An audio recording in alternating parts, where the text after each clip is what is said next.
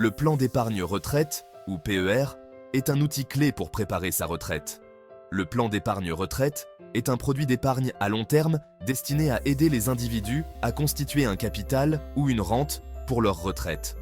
Introduit par la loi Pacte en 2019, le PER remplace et simplifie les anciens dispositifs d'épargne retraite, tels que le PERP et le Madelin, en un produit unique et plus flexible. Le fonctionnement du PER. Le PER est structuré autour de 3 compartiments distincts, chacun adapté à différentes sources de versement. Le PER individuel, ou PERIN. Objectif: destiné à tout individu souhaitant épargner pour sa retraite de manière volontaire. Les versements sont libres et peuvent être ponctuels ou réguliers. Ils peuvent provenir de l'épargne personnelle de l'individu. Le PER collectif, ou PERCOL. Objectif: proposé par les entreprises à leurs salariés, ce compartiment vise à regrouper l'épargne salariale et les sommes issues de la participation, de l'intéressement et des abondements de l'employeur. Les salariés peuvent y verser volontairement et les employeurs peuvent également abonder les versements des salariés. Le PER obligatoire, ou PRO, est mis en place par certaines entreprises pour leurs salariés. Il est alimenté par les cotisations obligatoires.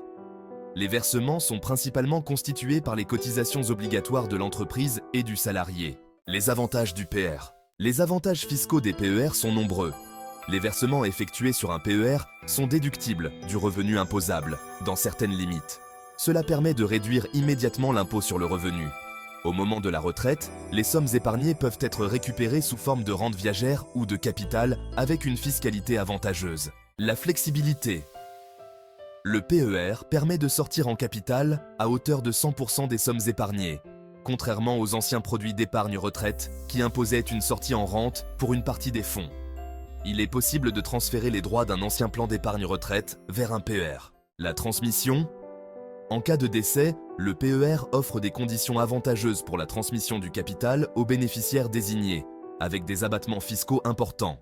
Les inconvénients du PER. La disponibilité des fonds. Les fonds investis dans un PER sont bloqués jusqu'à l'âge de la retraite, sauf cas de déblocage anticipé comme l'achat de la résidence principale, l'invalidité, le décès du conjoint, etc.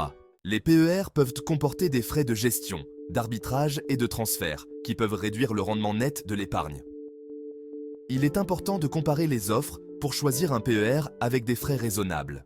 Comme pour tout investissement en unité de compte, il existe un risque de perte en capital en fonction de l'évolution des marchés financiers. Depuis sa création en 2019, le PER a connu un succès croissant avec des millions de Français ayant déjà ouvert un plan. Fin 2023, les encours du PER représentaient plusieurs milliards d'euros, reflétant la confiance des épargnants dans ce produit. Les plafonds de déductibilité des versements peuvent atteindre 10% des revenus professionnels dans la limite de 32 419 € pour les revenus de 2024. Le plan d'épargne retraite est un outil puissant pour se constituer une épargne retraite de manière flexible et fiscalement avantageuse. Que ce soit pour les salariés, les indépendants ou les dirigeants d'entreprise, le PER offre une solution adaptée à chaque profil d'épargnant. Toutefois, il est crucial de bien comprendre les frais et les conditions de chaque plan et de se faire conseiller par un professionnel pour optimiser son investissement.